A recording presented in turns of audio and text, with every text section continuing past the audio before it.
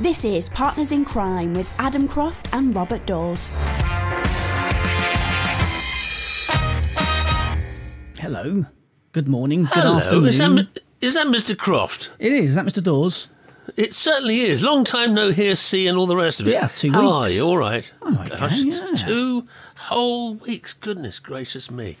Well, have you been? I hope you've passed a pleasant fortnight and been as incredibly busy as you normally are. I have. Yeah, I'll get onto that in a little bit. But yes, it's been 2 weeks. We had a week off again, as we seem to be doing. Yeah. All too often. At the moment. Well, you know, as the late, great Simon Gray playwright used to say, old life itself tends to take over at times. It does. It certainly does, yeah. But Moriarty's been busy. He took over from us in the Patreon group last week and posted another marvellous derogatory piece about us, which was lovely. But, yeah, what have you been doing with your time? I haven't read that. Oh, well, you know, but I'm still sort of got this, what people, you know, what is commonly known as sort of a long COVID symptoms, which is sort of leaves me a bit sort of dry. I'm feeling better, I must admit. I'm feeling much, much better than I was last month. But you know, it's a real pain. But you know, I've got to get myself together somehow.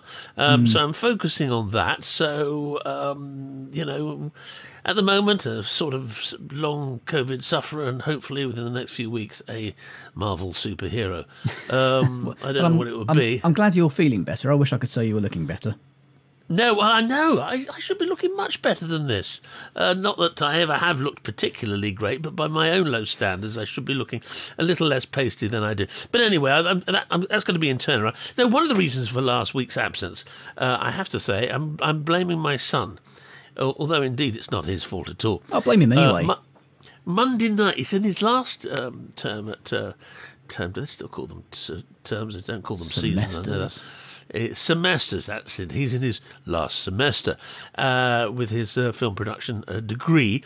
And, of course, he's having to do a short film as part of his contribution to his degree.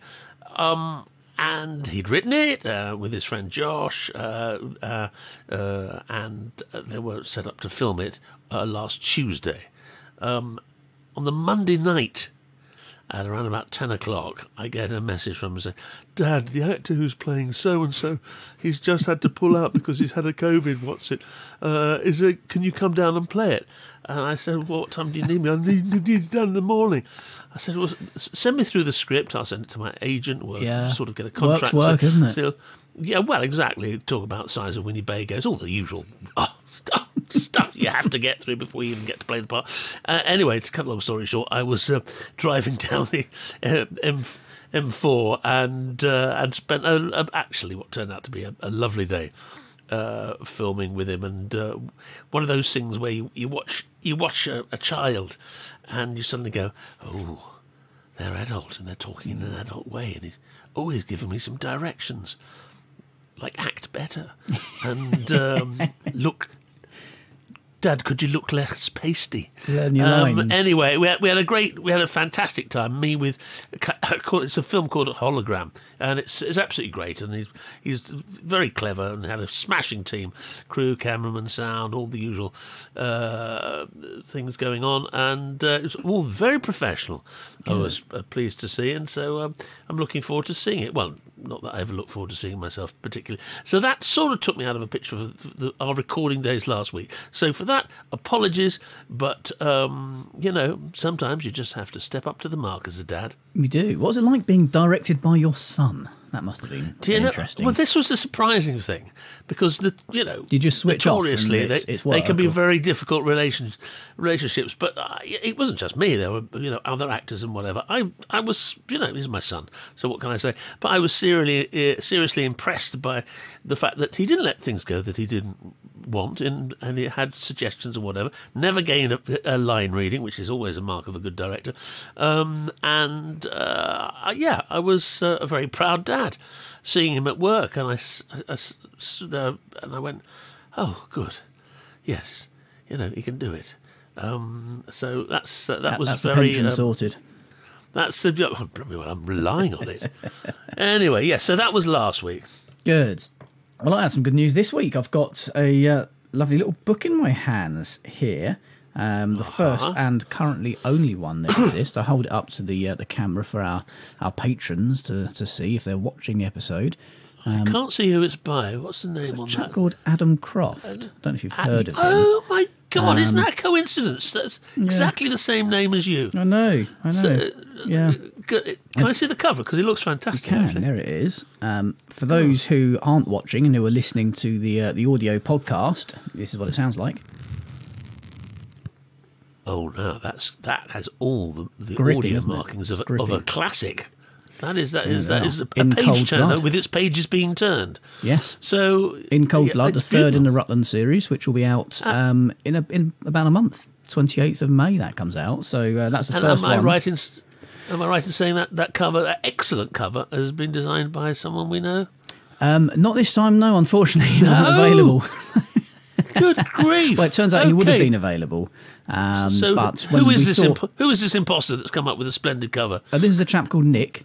Hello, Nick. Yes, Stuart, who was or is my main cover designer. He wasn't available when we thought this book was going to be out for, but of course we had to go and keep Right. pushing the release back due to lockdowns and things. It turns out he could have done it after all anyway, but this had already been designed about Christmas time. So yeah, there we are. In Cold Blood. That's out in a month. What exact day? The 28th of May. And where Yes. can I pre-order my copy? Well, it depends. I mean, for ebooks, of course, I would heartily suggest Kobo being the kind sponsors and benefactors of this podcast. But I think if you want a paperback and a signed paperback, which you probably should, I'm going to say this time, probably don't go to Kobo. I'm only going to say that once in my life. But yeah, signed paperbacks are available from a list of local independent retailers in the East Midlands area, many of which will be happy to post copies to you. So if you go onto my website, adamcroft.net/shop local, and I'm sure Moriarty will put a link in the show notes, you can help a local high street store of your choosing at the same time and get a signed copy. And of course, I will be able to get my copy delivered to me in a brown paper bag left on my porch as per. Yeah. Thank you very much indeed. It's kind of scary because I've got one copy here, and that's it until about 4 days before the launch, and then thousands rock up, and I have to hope they're all okay, basically. Well, that's the pressure of publishing, isn't it? But at least you're in control all the way through. It doesn't all turn up thousands of copies. And Fortunately, that's as bad aghast. as it gets. Thousands of books Yeah. you've not seen turning up. Other than that, I'm not going to complain. Well, you've done it before. You'll do it again. A huge logistical challenge, which I think you've probably pretty much mastered by now after your last few. I hope so. I hope so. Yeah. We're Well, trying that's to make great. it a So little we're easier looking this time. In Cold Blood, an excellent title. You can never go wrong with In Cold Blood. No, you People can never go know wrong with exactly nicking where other you are. people's book titles. And is that a viaduct in Rutland that I It see? is, Does that yeah. exist? Well, yeah, I mean, most of the viaduct actually isn't. Most of the viaduct falls in Northamptonshire. It's known as Harringworth Viaduct, mostly. And the northern section of it does cross over into Rutland. And I know nothing about this, but I should imagine a body might turn up within the vicinity of those viaduct arches. it's the biggest masonry viaduct certainly in the UK, possibly in Europe, actually. It's absolutely Goodness enormous. And yes, a body is found underneath one of the arches. Of course. Is it Victorian barely- by design? Victorian Yes, edifice? I think so, yeah. Yeah, it So looks barely it. 100 yards inside Rutland, the body is found, of course, I see. which adds to the complications right from the start, which I do like. It does, but it's good. It's good that you had a viable viaduct to work with. Yeah. Let's face it, 100 yards of viaduct is enough to put a body, a body away. I'm also pleased we had a very cold winter, because this book, the backdrop of it is a freezing cold February. And when I wrote this, it was pre-Christmas, a lot of it, and it actually been extraordinarily mild up until then. I think I remember New Year's Eve, I was sitting out in my garden. So yeah, I'm kind of pleased actually that the weather did turn horribly cold and that the book doesn't look too daft now. But there we go. Enough talking about me. Is such a thing possible? I don't know. I'll get back to I'm very it. happy to. I'll get back to it, I'm he's sure. just gone. What we are going shucks, to he talk just about said. is some other people, because I did mention that Yes. our patrons are able to see us in full glorious Technicolor. Podcast, of course, not sponsored by Sony. And they also get lots of other things too. So if you are just listening to the podcast and you're wondering what this Patreon thing is and how these people are getting all this stuff, then check out the link in the show notes. Essentially, it allows you to help support Partners in Crime, keeps us, unfortunately, on the airwaves for a little longer, and you get lots of benefits in return. Welcome to new patron this week, Lisa Marie Thompson. Hello, welcome to Partners in Crime Patreon. Hello, Lisa Marie. Hi, welcome. Seeing us for the first time. You also, as a Partners in Crime patron, get access to a free book of the month every single month, and the one that's just coming to an end now for April is A Hashtag Killer by A.S. French, which is actually a brand new book. So make sure you grab that because it expires this Friday night, the 30th of April at midnight. But from Saturday, the 1st of May, you can claim another book completely free. That's The Concealers this month, the first Rhonda George thriller from Janet Pywell. And it's another brand new book, actually, which only came out in March. I'll read you the back of it because that's what we do. Talented kickboxer and master chef turns detective. Betrayed, bankrupt and broken, can Rhonda get back in the game? After her ex-boyfriend's stolen her savings and confidence, Rhonda George is desperate to get back in the game. When she's employed to cater for a private 50th birthday party at a castle in Scotland, she also agrees to be the eyes and ears for Inspector, run-up, Joaquin Garcia Abascal from Europol. Excellent. My Spanish coming out again. It's good, isn't it? No, it's much improved, I have to say. But the family have their secrets and are concealing truths involving an unsolved murder and a stolen rare blue diamond. What should be a simple catering job turns into a nightmare as enemies are bent on revenge. Rhonda must use all the skills from her military career to stay alive. So if you fancy grabbing your copy of that, if you're already a Partners in Crime patron, you can log on to your Patreon dashboard from Saturday morning. That should be live and up there if Moriarty's done his job properly, which is, you never know, to be honest. And you also get access to Partners in Crime Arsenic and Old Lace, our after show, which we record after the main show. So yeah, check out the link in the show notes for that. Marvellous. Robert. Well, we must, at this point, mark a respectful moment because today is Ian Rankin's birthday. Today he reaches the heady heights of 61 years of age, packed full of extraordinary writing. When you say today, characters. do you mean today or Friday today? He'll be, I would have thought, 61 and 2 days by the time you actually hear this. So that's not bad. But it's still his birthday week, or as we call it in the Daws household, it's your birthday fiesta, because birthdays these days, especially amongst the younger members of this household, tend to spread over a good part of a week. Why not? Yeah, well, no, why not? I think it's only 1 week out of 52, isn't it? Yes, well, someone else's birthday next week, and that's me. Oh, yeah. Yes. Forgot about that. Anyway, yes, well, there we are. I was going to remind you, and I've got sending an email, a list of just a few things. Amazon wish list, yeah. Kobo wish list. To buying, one or two of them with 4 large rubber wheels.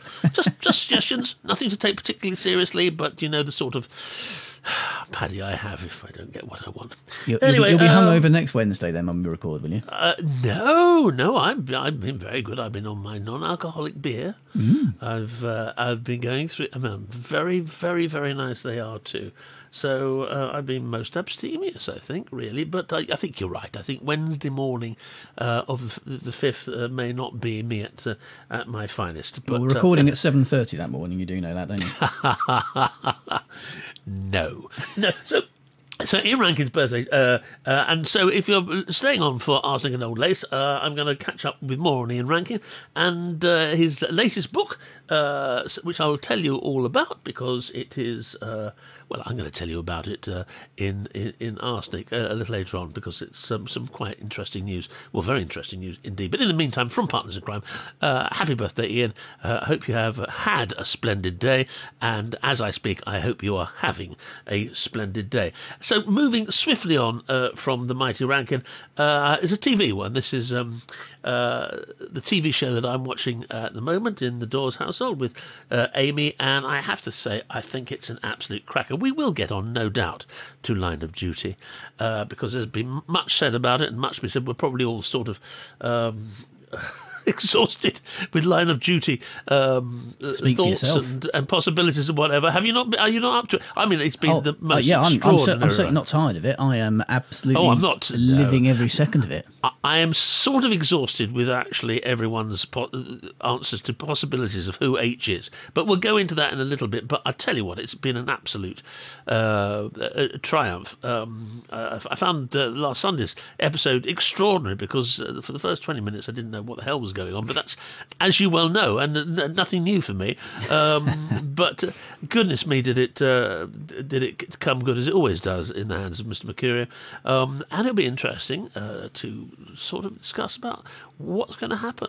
Is there going to be a seventh series, or is this the last we see of AC-12 and its officers? I don't know. I've got a few thoughts on the matter, which we'll get to a little later on. In terms of the pacing of how it's been written so far, it feels to me like there would be another one. There's a hell of a lot to tie up that's happened over 6 series that still hasn't been explained, and even over this series, there's a hell of a lot to cover in one remaining hour. So I'm almost certain, from a writing point of view, that the ball will not be dropped at this stage, and that there will be another one. But well, we'll okay. Well, in that case, I'm probably not. Well, when was the last time you were wrong? For goodness' sake! But as we're not talking about Line of Duty at the moment, let's continue not talking about it because let's give into it. We just can't. It's a tsunami of enjoyment that it's got massive viewing figures, and it's been just terrific. The acting has been terrific. The production's been terrific. There are more plot twists than anything I can remember seeing or reading for a very long time. But of course, there has been lots of things said about it. Paul Heron's in the remarkable Killing Times says Line of Duty really is going like the clappers, sucking diesel or whatever other Tedsim. Oh, that's an interesting thing. I mean, Ted Hastings. Tedisms. It probably is. It's a misspelling. Well spotted. Tedism. Which newspaper is this? I won't. It's Killing Times. Tedsim. I'm going to call it Tedsim. I think it's a sort of an ancient sort of Tibetan word for Tedism. Other Tedisms you can think of. With 2 consecutive cliffhangers and only 2 episodes left to go, or 1 now, in what could be its final series, it's only right we take a closer look at a series that is now attracting 15 million viewers. My God, that's absolutely extraordinary and hugely well deserved. So I think probably one of the favourite possibilities of who's H and what's going on, even in the Times today, they've got an article by Ed Potton about television baddies, sort of 20 of the main ones. And heading the list, if you can see this, is a picture of Carmichael from Line of Duty, the ever excellent Anna Maxwell Martin. And it says this: the nemesis of the anti-corruption boss, Ted Hastings, Carmichael is withering, bureaucratic, serene, and smirkingly odious. She certainly is. Much of the pleasure of the character comes from the fact that Anna Maxwell Martin is clearly having a ball playing her. Could Carmichael herself be a bent copper, the elusive H? In a recent episode, she tapped her pen on the table 4 times, which, as we all know, is Morse code for H. I've heard this theory a lot, though, but when you watch it back, it's clearly 5 times. Well, we're going to have to... Is it really? Is it over the line? Well, we're coming up to Wimbledon, I suppose, at some point, so we should have a check on that. I'll look. Do you know what? I honestly think I've got better things to do than to actually replay how many times Carmichael, Chief Superintendent Carmichael, banged a pen. But anyway, some people think it's H. So what's 5 taps then? We don't know. Do we? It's number 5, isn't it, in Morse code? Is it? Oh, so then why is 4 taps H?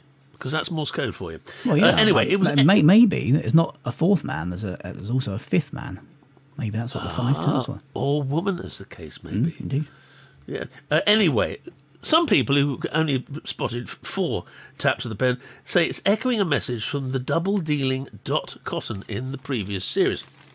So she's very much the booker's choice for H at the moment. I personally think that's a little bit too obvious. Mind you, there is another theory that's come out that...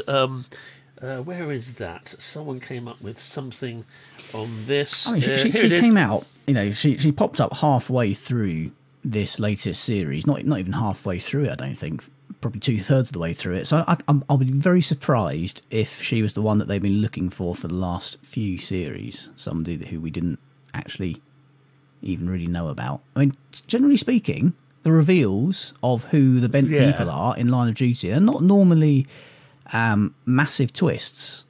There's only once or twice I can think of that there has been a sort of twist and unexpected one. It's more about how they get to that person rather than who they actually are. So I think it probably is your top man, but, that's my theory. My theory is still Chief Constable. We'll see. Yep. I think that's probably a good one. Well, let's face it.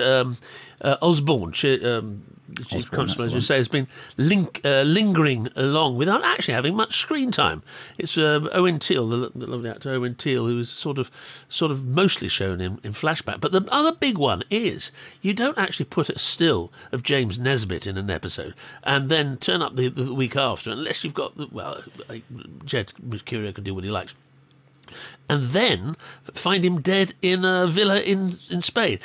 That has also been controversial. Also been controversial because people don't think that he is actually dead. In actual fact, people have been circulating photographs of the Spanish detective who's done the night raid and announces that in a Spanish accent, almost as good as yours, that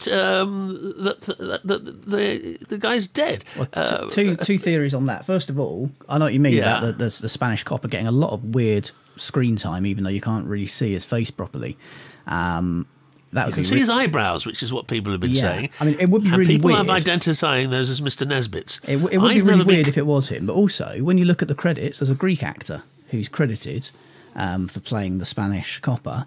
And when you look at a picture of him online, when you search his name, he looks even more like that Spanish detective than James Nesbitt does. I'm pretty sure it's not him. And also, like you say, it would be really weird for somebody as big as James Nesbitt to get a part in Line of Duty and just play a photograph and not pop up again. And that's exactly the point, isn't it? You're expecting something else. Maybe that's the point. I mean, look, that's what's... I mean, Death in Paradise, it was run for years entirely on that. You get a well-known face who turns up, dies within the first 30 seconds. They die before the opening credits, don't they?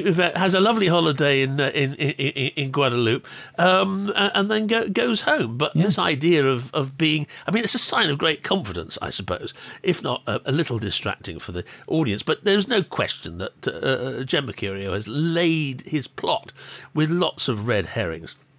How many of them will actually be caught? How many of them are real, catchable? We don't know, but there are many, many different theories. Is it going to be the marvellous Hastings? I hope not. And is it who's Joe Davidson's sort of control at the organised crime thing? And so, I mean, I don't know. What it is splendid, splendid television. It is. And it is. In answer to the question that we posed earlier, is there going to go another series? I've got a feeling it hasn't been announced by the BBC, which probably means it hasn't been announced because Mr. Mercurio doesn't want it to be. Yeah. Maybe he's got other things. And I've got a feeling, and it doesn't in any way stop a seventh series going ahead, that the H situation is going to come to an end, and maybe there'll be some sort of spin-off, maybe there'll be some sort of thing, but I don't know whether we'll ever see the full team or the Three Musketeers again. I think that may come to an end because we'd have to start a process based on the process of Line of Duty, which has been a story told over many, many hours of television. I've got a sneaking suspicion that Mr. Mercurio may be actually heading worldwide. I think there's probably an opportunity of a big American series or something like that, a big Netflix thing. Well, I don't know. I mean, new. Line of Duty's already shifted to Spain in the last episode, so maybe that'll be a spin-off. Could be Line of Duty 3. But do you end on top? Do you do the Ricky Gervais? Do you do the John Cleese? Do you actually just say, I'm not going to carry on? Or no, you carry on. Do you? Yeah, I don't yeah. know. I'm not so sure. I think there's a reason why we haven't heard about the 7th series. Normally by now the BBC or any broadcaster would be trumpeting. No. I think but it would ruin the end of this series if you knew there was another one, you see. So I think it'll be announced after this series. We've known that other series have been commissioned before. They've gone out on this before, and it hasn't ruined it at all. But the mystery would be then, how's it going to be done? But anyway, who knows? The machinations of television commissioning. We will move on. We will move on. I'm sure there'll be people who haven't watched it and who we're boring to tears now. Just two more things before I do, though. First of all, I'm going to do that joke. Bore them to tears? Yeah, I'm going to do that joke again because you seem to have missed it the first time, and I was quite impressed with it. Did you notice that it seems that Line of Duty's already switched to Spain, so maybe the next series will be set abroad. They could call it, Line of Duty Free. And also, my theory is that he's not dead, James Nesbitt. James Nesbitt is dead. It was all a big red herring having him in there. He's been dead a while, and that's not who she's been talking to on the computer. She's been talking to somebody else, posing as him. I'm still just getting over the joke. You can't do that sort of joke to someone who's as poorly as I've been. You really can't. I mean, it's just, Mary, Mungo and Midge and the wee donkey. I mean, that's just too much. Anyway, and there's the episode title. Right, so here we are. On to news. I think you should do some talking now because I've been gabbling on. Well, we're 26 and a half minutes in and we haven't even touched news yet. So, in actual, do some news. Do some news. The long list for the Daggers, 2021 Daggers, has been revealed, or was. Yes. Prior to last week's show, actually. The shortlist will be announced in May, and the ceremony will take place at the start of July. Diamond Dagger has already been announced. That's going to Martina Cole. I can't go through all the awards because it would take up a whole show anyway, never mind when I've started on it 26 minutes in. But Gold Dagger, you've got some of the books we've spoken about this year. S.A. Cosby, Blacktop Wasteland, we've covered that. M.W. Craven's new one, don't think I've spoken about that on the show, but fantastic series of books. Nikki French is there, Robert Galbraith, otherwise known as Ms. Rowling, Ellie Griffiths, friend of the show. Yes, marvellous. Loads and loads of books here on the long list. I mean, we'll cover it in much more detail when the short lists come out, I think, because there's Ian Rankin is up for the Steel Dagger for Song for the Dark Times. So Craig Robertson, Stuart Turton, Devil in the Dark Water. Brilliant. Is up for that. The New Blood Dagger. There's a whole host of newer writers on there. It'll be very interesting to see who wins that one. Historical Dagger. Vaseem Khan, another friend of the show, is up for that for fantastic. Midnight at Malabar House. I've just ordering that. Crime Fiction in Translation. There's one here that looks as if it might be a Korean one. So we might have been not too far of the mark a couple of years ago when we just randomly suggested that Korean thrillers might be the next thing, Korean noir. Jörg Nesbø, our favourite Geordie writer, is on there as well. Short story, there's writer Elle Croft. I think she should probably win that just for the surname, quite frankly. Claire McIntosh. Stuart Turton's there again, Murder Most Vile. The Gold Dagger for non-fiction, Sue Black, Written in Bone, which is a fantastic book that I have. That's up for that. Martin Edwards, How Done It, which is on the bookshelf just here over my shoulder. I have my copy here. It's never far from my person.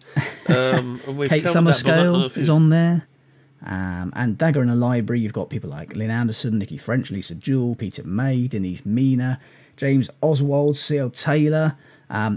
Just a whole host of awards that we couldn't possibly cover, even in one full show, never mind at the end of one. So wait till the shortlists come out before we focus a little more on that. But good luck to everybody who's on the long list. I'll hand over to you now, Bob, because you don't look like you're ready. It'll be funnier. No, I'm not. I tell you what, I think we ought to do a book as well. I've got so many things to talk about this week, which I'm not going to get round to. Mayor of Easttown is with Kate Winslet has begun, and we're absolutely hooked on that. I'll talk more about that next week by the look of things. But here's a book which will be available on Kobo, and it's by a friend of the show, David Mark, wonderful writer and a very entertaining raconteur to boot. His latest book is called The Guest House. House, a gripping psychological thriller from the Sunday Times bestseller, author of Richard and Judy, David Mark. Here's a quick synopsis. How much would you pay to survive? Mum of three, Ronnie Ashcroft, has just pieced her life together after her husband left. On a remote spur of the Scottish Highlands, she kept a successful guest house going and even met a new man, Bishop. But it turned out that Bishop had secrets. He had shady connections and shadier plans to use the coastal town as a European gateway for drugs, guns, and something far worse. Now he's disappeared, and Ronnie wants answers. Is he in trouble or simply ignoring her? Was she just his plaything from the start? And most importantly, is he dragging them both into something that neither of them will survive? Lots of praise for David Mark. Breathtaking, says Peter May. Truly exhilarating and inventive. Mark is a wonderfully descriptive writer, says Peter James. So that's David Mark's new book, The Guest House. It sounds like a terrific read. I'm ordering it as well. That's Bobby's Kobo Booker of the Weeko, and I'll probably leave the Bobo's Kobo Audio Booker of the Weeko for our coming Arsenic and Old Lace. So, one other thing which may be of interest to people, and it's coming back again, it's being rebroadcast, is this week. Originally broadcast in 2007 in its native Denmark and 2011 in the UK, The Killing is arguably one of the most influential crime dramas of all time. Now it's coming back. For Bridalson introduced us to Detective Chief Inspector Sarah Lund, who was on her last day with the Copenhagen police force and about to move to Sweden to join her fiancé and transfer to the Swedish police. Well, it's coming back again for a second viewing on BBC 4, telling that story which first gripped us all those years ago. And I was thinking about it earlier. It really was a terrifying start. I suppose we're not immune to those emotions, but it really did lead the way, and it was a very upsetting first episode and a very disturbing case to be told. But anyway, it's being repeated again. The Killing is on Saturday the 1st of May at 9 p.m. on BBC 4 in the UK, and can be got on platforms all around the world. I'm going to revisit again to see how things have changed since it first came out in this country 11 years ago now, and see how we've moved on. We still love our Scandi Noir. We still love those series from Europe, from France and Germany, which we now see very regularly and all to a very high standard. So there we are. I'm looking forward to revisiting The Killing, where it all began for so many of us when it came to Scandi Noir and indeed the rich vein that is European crime fiction on television. Brilliant. Well, yes, the book you recommended, Bob, was The Guest House by David Mark, who is also actually, apart from being a fantastic writer, also one of the nicest people in crime fiction. He's a wonderful chap. We would highly recommend that you get that book from Kobo, because Partners in Crime is gratefully sponsored by the lovely people. You can get a massive 90% off of your first ebook purchase from Kobo. Just head over to kobo.com, pick the book you want, and enter the promo code CRIME at the checkout. And if you follow the link in the show notes and use the promo code PARTNERS, you can get 40% off of selected ebook purchases for life. What I would say is when you go to Kobo and you type in The Guest House in the search, Guest House is 2 words, because if you do what I just did and type in The Guest House, and Guest House is 1 word, and then scroll down a few books, you get, let's just say, something entirely different comes up. It's not crime fiction. Yeah, I'll tell you after the show. Do you know, I'm absolutely stumped. Shows what a shy, retiring sort of soul I am. I haven't got a clue what it could mean. I thought it was going to actually send you to sort of episodes of 4 in a Bed on Channel 4. It's not far off. It's not far off. Oh, right. If you're not of a sensitive disposition, then go to kobo.com, type in The Guest House, but Guest House is 1 word, and scroll down. But that's not David Mark's book. It's not one I'm recommending you buy. The David Mark one, however, is one I'd recommend you buy.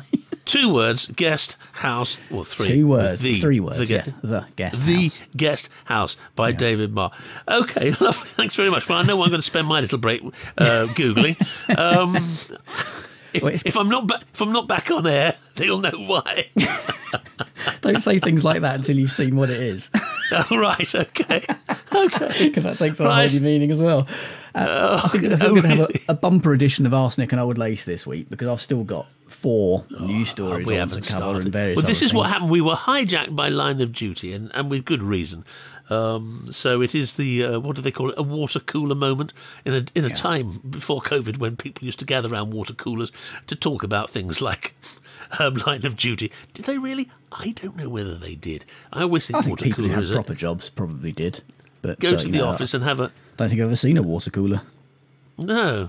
Well, you do get them, don't you? But mostly in America. I'll try I not would to. have thought. Yeah, okay. Well, there we are. We're parched, not cooling our water in any way whatsoever. I suppose we ought to trip on and have another cup of coffee. Yeah, that's a good idea. Let's do that. Let's do Arsenic and Old Lace. If you're a patron, you can watch that now. And if you're not, then, well, maybe have a look. Consider signing up for it and supporting the show and seeing if it's something that might be a good fit for you. Do we still do mugs? Apart from us, of course. Do we still do Partners in We've still Crime got some. We haven't given any away in a while. We probably should, and shouldn't we? T-shirts and things like that? No, we should probably give something away soon, shouldn't we? Yes. Any ideas? No. Our dignity? That'll do. That's We'll given start away with that. on the regular, yes. Okay. Right, with no dignity, fairly well all.